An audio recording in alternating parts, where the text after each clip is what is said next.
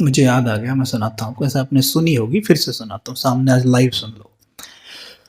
एक बार एक राजा के राज्य में बहुत सारी प्रॉब्लम्स थी, ठीक है। अब वो परेशान राजा एक महात्मा के पास जाके बोलता है कि महात्मा जी बहुत प्रॉब्लम्स है, बहुत प्रॉब्लम्स है, कोई समाधान दो हमें। तो महात्मा जी उनको एक बॉटल दे देते हैं, कहते हैं लो ये ले जाओ और इसे अपने आंगन में जाके, अपने राज्य में जाके खोलना। जाते महल में आके खोलते हैं उसको, जैसे खोलते हैं उसमें जिनी प्रकट होता है। कौन? जिनी प्रकट होता है। जिनी प्रकट होता है, हुकुम मेरे आका। राजा कहता है कि मेरे राज्य में जितनी भी प्रॉब्लम्स हैं सारी खत्म करके आओ। जिनी 2 मिनट के अंदर सारे राज्य की सारी प्रॉब्लम्स खत्म करके सामने आ जाता है। कहता है राजन, मैंने सभी समस्याओं को खत्म कर दिया है, अब मुझे और काम दो। राजा देखता है उसकी तरफ, है सारा काम, अच्छा और क्या काम दो, मेरे पास तो और काम नहीं है कुछ। कहता है कि मुझे और काम दो वरना मैं तुम्हें खा जाऊंगा। राजा डर जाता है, अरे भाई ये तो खा जाएगा। डरता हुआ भागता है महात्मा जी के पास। कहता है महात्मा जी वो तो मुझे खाने की बात कर रहा है, क्या करूं? कहता है कि एक काम करो, अपने आंगन में एक सीढ़ी खड़ी करो, सीढ़ी खड़ी कर दो और उसको बोलो इस पे चढ़ उतर चढ़ उतर चढ़ उतर, उस पे बिजी हो जाएगा और तुम बच जाओगे। वो आके सीढ़ी खड़ी कर देता है। सीढ़ी खड़ी करते ही कहता है एक काम कर, तो इस पे चढ़ उतर, बस तेरा यही काम है। जिन्न तुरंत शुरू हो जाता है, टक टक टक टक टक टक टक। सोचने की बात है, आपको जरा सोचिएगा, जो जिन्न इतना पावरफुल है, इतना शक्तिशाली है, वो राजा की बात मान कैसे गया कि सीढ़ी पे चढ़ उतर चढ़ उतर चढ़ उतर? अगर मुझसे आपसे कोई बोले कि सीढ़ी पे चढ़ उतर चढ़ उतर चढ़ उतर चढ़ उतर, तो हम क्या करेंगे? हम क्या बोलेंगे? क्यों चढ़ू भाई, पागल थोड़ी ना हूं मैं क्यों चढ़ू? लेकिन उसने नहीं बोला, पता है क्यों? क्योंकि जिन बहुत शक्तिशाली तो है, बुद्धि नाम को भी नहीं है उसके अंदर, ठीक है। तो ये कोई और नहीं है जिन। मैं बचपन में सोचता था जब मैंने कहानी सुनी थी कि काश मेरे पास भी एक ऐसा जिन होता, सारा काम करवा लेता मैं उससे। लेकिन वास्तव में जिन हमारे पास है, वो जिन है हमारा मन, ठीक है। ये मन इतना शक्तिशाली है कि आपकी हर प्रॉब्लम को 1 मिनट में ठीक कर सकता है, लेकिन इसको चाहिए कमांड। जैसे राजा ने जिन को कमांड दी मेरे राज्य की जितनी प्रॉब्लम से सब खत्म करके आओ, तो आया करके, और आते बोला और काम दो। राजा ने कहा कि चल सीढ़ी पे चढ़ उतर, तो शुरू हो गया, ठीक है। उसमें इतनी शक्ति है और आपका हर आदेश मानता है वो, लेकिन उसके लिए हमारी बुद्धि शिक्षित होनी बहुत जरूरी है। और वो शिक्षाएं बाबा इस बुद्धि को दे रहा है। बाबा हमें बुद्धिवानों का भी बुद्धिवान बना देता है, दिव्य बुद्धिवान बना देता है। इसलिए सतयुग में बुद्धि यूज करने की जरूरत नहीं पड़ेगी। देवताओं को रॉयल बुद्धू कहा जाता है। They don't use their intellect, वो बुद्धि यूज नहीं करते वहां, ठीक है। इतने बुद्धिमान होते हैं कि ऑटोमेटिक मोड में सब चीज ठीक चलते हैं, सोचते नहीं बैठ के क्या करूं, करने की जरूरत ही नहीं है। इतना बढ़िया बुद्धि मतलब उनकी हो जाती है यहाँ पे हमारी, कि वहां जरूरत ही नहीं पड़ेगी आपको चलाने की, ऑटोमेटिक मोड में चलेगी अपने आप। कलयुग में इस जिन्न से हम अपना महल गिरवा रहे थे। कलयुग में इस जिन्न से हम अपना महल गिरवा रहे थे। जब वो जिन्न आके राजा को बोला मुझे और काम दो वरना मैं तुम्हें खा जाऊंगा, अगर राजा कहता कि तू एक काम कर, मेरे पास तो कोई काम नहीं है, तू मेरा महल गिरा दे, तो वो क्या कहता? राजा जब कैसा हुक्म दे रहे हैं, आपने इतनी मेहनत से महल बनाया है, आप क्यों गिरवा रहे हैं? ऐसा कहता वो, ठक से जाके गिर देता, 1 मिनट में आके खड़ा हो जाता गिर के, अब मुझे और काम दो। सोचा आपने एक बार? तो यहां भी तो वही हो रहा है। जो इस बात को समझ गया ना, वो मन को समझ गया। यहां भी तो वही हो रहा है। क्या हो रहा है कि कलयुग में जब वो जिन हमारे पास आके बोलता था कि मानो वो राजा मैं हूं, कि हे राजन मुझे और काम दो वरना मैं तुम्हें खा जाऊंगा, तो हम क्या कहते थे? हमारा महल गिरा दे भैया और क्या कर। मतलब हम उसे कोई काम ना दे के उल्ट सुल्ट कमांड देते रहते थे और वहां लगा रहता था और उल्टी सुल्टी हरकतें करता रहता था। महल मतलब हमारे जीवन रूपी महल को ढाता रहता था, हमें रुलाता रहता है, तोड़ता रहता है। ये भी तो एक कमांड ही है कि बेटी की चिंता, हस्बैंड के जॉब की चिंता, ये भी तो कमांड है। कमांड तो बुद्धि ही दे रही है ना। तो बुद्धि में अभी भी कौन बैठा है? युगल। बुद्धि में कौन बैठा है? बेटा, बेटी, सखा, सखी, ये बैठे हैं बस। अभी बुद्धि में बाबा कहां बैठा है? जब बाबा बैठ गया ना, तो बाबा और मैं आत्मा, दैट्स इट, यहां पाठ बजा रही हूं।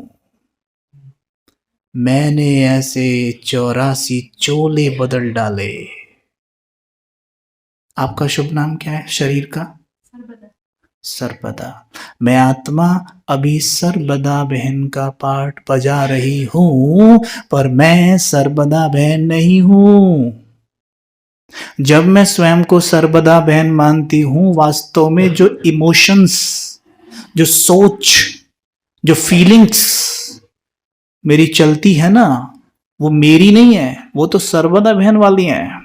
यानी जैसे अमिताभ जी किसी मूवी में काम कर रहे हैं, जैसे शोले की हम बात करें तो शोले में वो जय बने हुए हैं, तो वो जय का जो इमोशंस होने चाहिए मूवी में, जो जय का कैरेक्टर की डिमांड है, अमिताभ जी को वो करना पड़ेगा। अमिताभ जी घर पे एकदम शांत रहते हैं, सबसे प्यार से बात करते हैं, लेकिन जय की मानो डिमांड है सबको पहली बात पे चांटा मार देना है, तो उनको मारना पड़ेगा।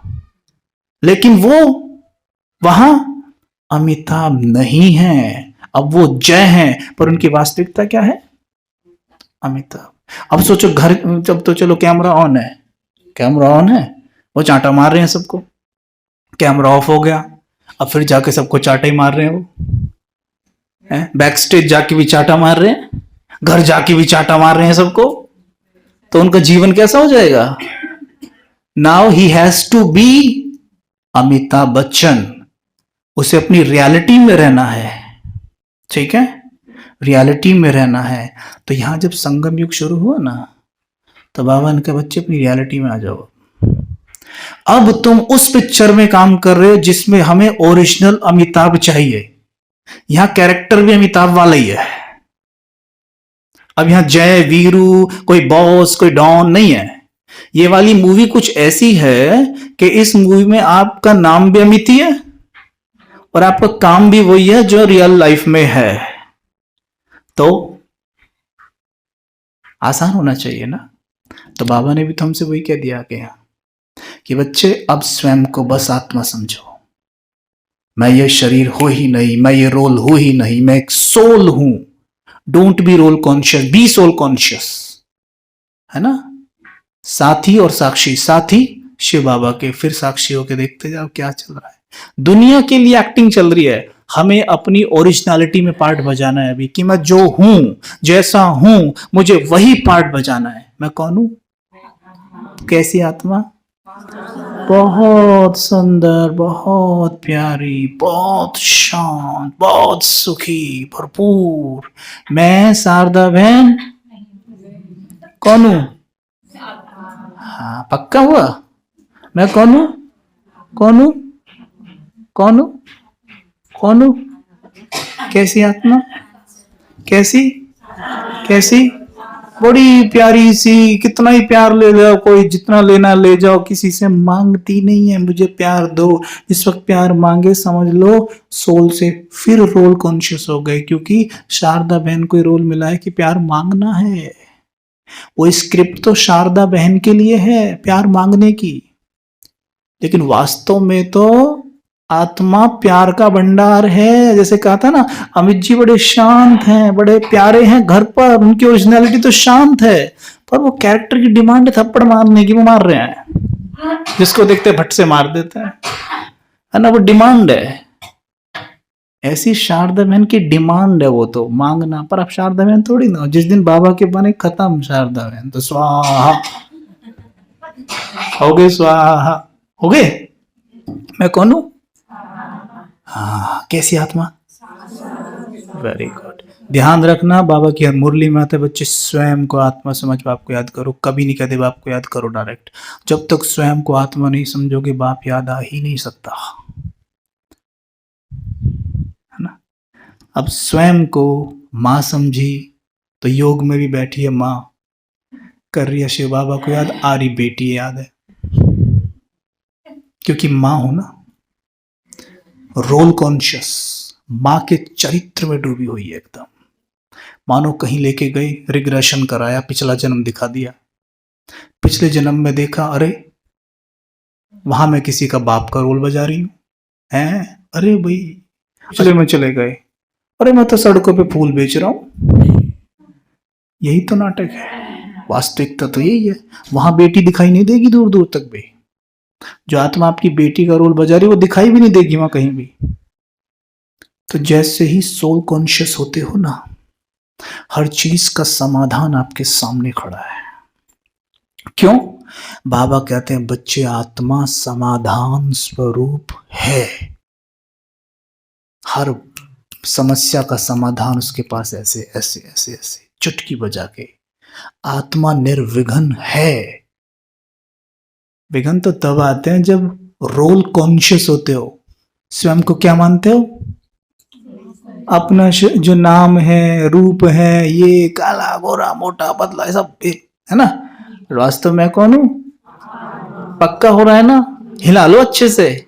कौन हूं मैं? अपनी घोट तो नशा चढ़े, घोट लो आज अच्छे से। नशा चढ़ जाना चाहिए कि मैं एक आत्मा हूं। एक दूसरे को देखो, अब देखो, शरीर नहीं देखना। देखो देखो, एक दो को हाथ देखो, एक दो को देखो। किसी की गाड़ी को नहीं देखना है, शरीर को नहीं देखना है, कपड़ों को नहीं देखना है। कैसी आत्मा दिख रही है? इतनी जल्दी देख ली, इतनी जल्दी देख ली, वाह आप तो बड़े फास्ट हैं। ठक ठक, ये बहुत बड़ा अभ्यास आपका तो भाई है। अच्छे योगी बैठे हैं यार, कदम खेल। ओके चलो जी, हो गया कबीर भाई। हाँ जी बाबा, जी बहुत बढ़िया, बहुत बढ़िया।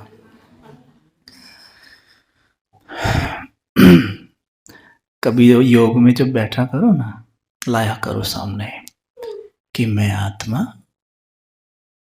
अपने 84 चोले सामने ले आया करो, आधे मेल और आधे फीमेल, बिल्कुल सामने, जैसे खूंटी पे कपड़े टंगे होते हैं ना, बिल्कुल ऐसे ही एक रूहानी खूंटी है और उस पे सारे के सारे कॉस्ट्यूम मेरे 84 के 84 टंगे पड़े हैं।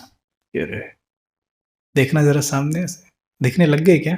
ये रहे, सतयुग से शुरू हो रहे मेरे और जा रही हूँ। सतयुग में देखो वो श्री नारायण वाला कॉस्ट्यूम वो टंगा हुआ, जो कॉस्ट्यूम में आत्मा स्वर्ग में पहने हुए हो। देखना जरा गौर से। पहन लिया, पहन लिया। अब ज्ञान के आईने में स्वयं को देखो, जैसे यहां देखते हो ना, साड़ी पहनी शीशे के सामने, ऐसे ऐसे ऐसे ही देखो, ज्ञान का आईना सामने है और उसमें मैं श्री लक्ष्मी श्री नारायण दिखाई दे रहा हूं। देखो अच्छे से, स्पष्ट देखो, मैं श्री लक्ष्मी श्री नारायण वाले कॉस्ट्यूम में आत्मा, मैं एक दिव्य आत्मा हूं। अब देखना श्री लक्ष्मी जी कैसे चल रही हैं स्वर्ग में, चल के देखो, वॉक करो, वॉक एंड नोट करो, क्योंकि वहां वहां मैं वास्तव में जो हूं, मुझे रोल भी वही मिला हुआ है। वहां ऐसा नहीं है मैं हूं बड़ी प्यारी और रोल मुझे गुसैल का बजाना है, नहीं, हूं शांत तो रोल भी ऐसा ही है। यही मेरी ओरिजिनलिटी है। देखो देखो माता जी, जल्दी जल्दी दिख रहा है। अगले जन्म में चले जाओ, अब की बार श्री नारायण का कॉस्ट्यूम पहन के देखो, पुरुष का पहन लिया, ठक ठक से पहनना, एकदम एक एक सेकंड के अंदर पहना। अब वॉक करना जरा, मैं श्री नारायण हूं, श्री लक्ष्मी जी का मैंने हाथ पकड़ा हुआ है, बहुत सुंदर बगीचे में टहल रहा हूं। देखो कितना सुंदर नजारा है ना। शीतल पवन बह रही है, कोयल गा रही है, तितलियां मंडरा रही हैं, सुंदर सुंदर गौएं मेरे पास घूम रही हैं, सुंदर सुंदर मोर नाच रहे हैं। शीतल पवन के बहाव में वृक्ष के पत्ते साज बजा रहे हैं। चारों तरफ दृष्टि घुमाकर देखिए, सभी आत्माएं देवी देवताओं के चोले में घूमती हुई। इस क्लास में जितनी भी आत्माएं, सबको स्वर्ग में देखो, सबको कैसी दिख रही हैं, कैसी दिख रही हैं? जैसे देखना स्वर्ग में स्पष्ट एकदम। जितनी भी क्लास में बैठी हैं सब स्वर्ग में। बहुत सुंदर कॉस्ट्यूम, चोला।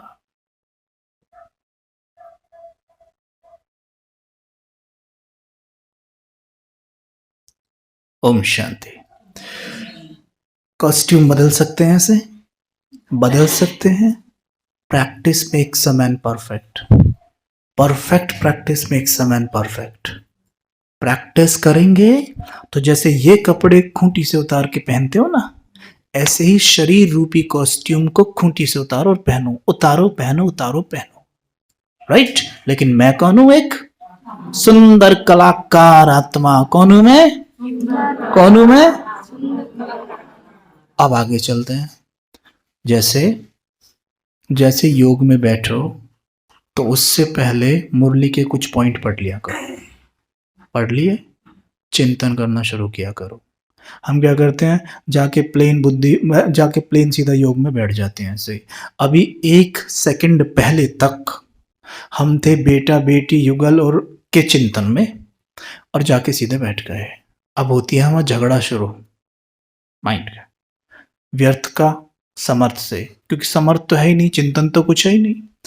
तो पहले मुरली के कुछ पॉइंट पढ़ लिया करो, उसका चिंतन कर क्या करो। ऐसे बैठ गई हूँ, अच्छा बाबा ने आज बोला ये, बाबा ने वो बोला, ओके, फिर बाबा ने कहा ऐसे कर, अच्छा बाबा ने शुभ। करते करते मन शांत होता चला जाएगा, और शांत मन होते ही बुद्धि।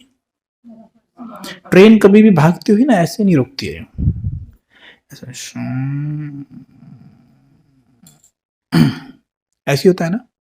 जब मन की गति बहुत तेज हो ना, तो उसे आप क्या करते हैं, योग में बैठते ही शूर, वो रुकती नहीं है, वो रुकता ही नहीं है, और ऐसे सर ब्रेन हैवी हो जाता है। फिर कहते हो भाई जी योग में ना सर भारी हो जाता है। वो तो इसलिए होता है ना, ब्रेन पे जोर पड़ रहा है। तो उसको धीमे धीमे स्लो कैसे करते जाएंगे, जब समर्थ चिंतन शुरू हो जाएगा। पहले ज्ञान है, योग दूसरा सब्जेक्ट है। पहले ज्ञान यानी मुरली पढ़ो, उसका चिंतन करते जाओ, मन शांत स्लो होता जाएगा, अपने आप चिंतन स्लो होता जाएगा, और एक पॉइंट को ठीक है, क्लियर।